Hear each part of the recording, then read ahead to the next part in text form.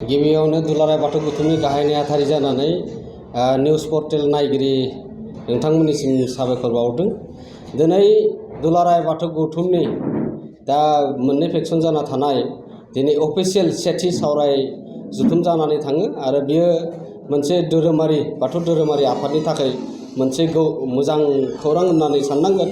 मानो होनब्ला बे साननैसोनि गेजेरावनो मोनसे प्लेटफर्मावनो मोननैबो हानजाया मोनसे प्लेटफर्मावनो जिरायनो हानाय मोनसे बिथिंनि सायाव सावरायनाय जादों।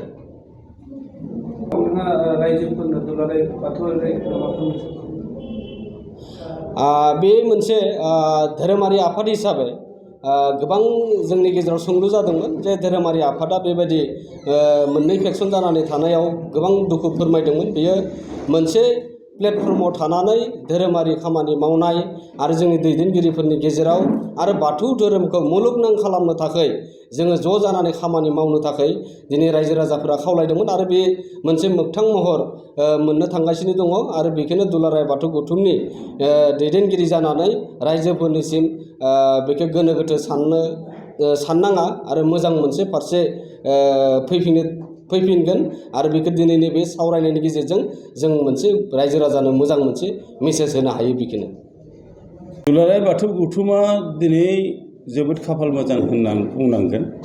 जोङो 2014 सननिफ्राय मोननै गावनानै दंमोन।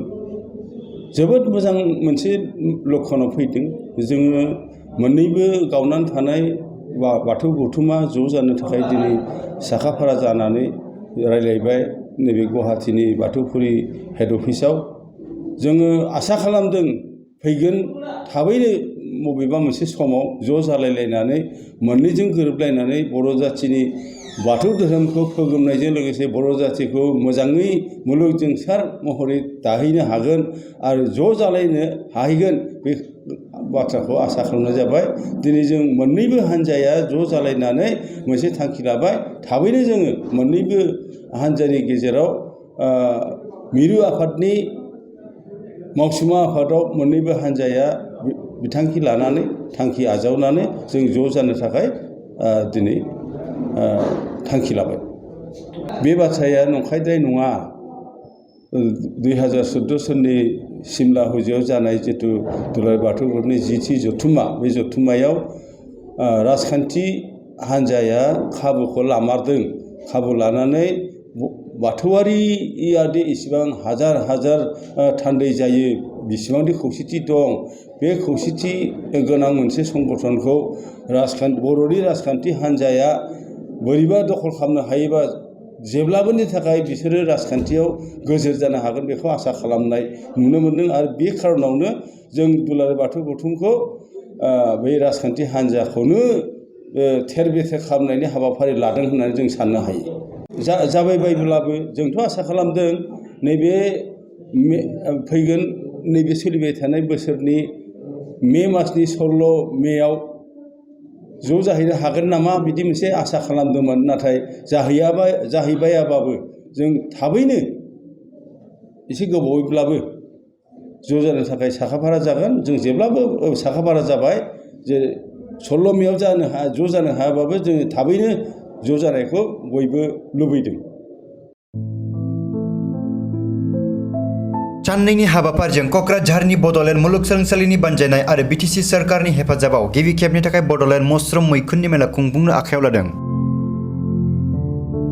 बे बड'लेण्ड मैखुन मेलाखौ 23 आरो 24 मार्चखालि साननैनि हाबाफारिनि गेजेरजों बड'लेण्ड मुलुगसोलोंसालियाव खुंफुंनाय जागोन।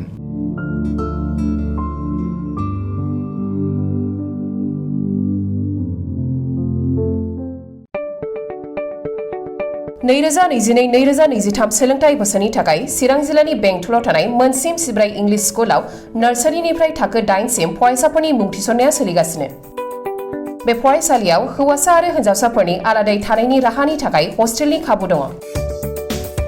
गोजौ सोलोंथाइ लानाय रोंगौथि गोनां आरो मोजां फोरोंथाइ मोननाय फोरोंगिरिफोरनि गेजेरजों बे स्कुलाव फरायसाफोरनो सोलोंथाइ होनाय जायो। Computer and Science Laboratory, Games and Sports, Physical Education, Smart Class, Art and Music Class, Coaching आरो टिउसननि खाबुखौ बे स्कुलाव मोननो हागोन। गोग्गो आरो गुन गोनां सोलोंथाइ मोनहोनायनि थाखाय मोनसिम सिब्राय इंलिश स्कुलाव मुं थिसननायनि खाबुखौ लादो। आबुङै मिथिनो थाखाय 99548525442 94357592226 आरो 60018993887 मबाइल नाम्बाराव फोनांजाब खालामनो हागोन।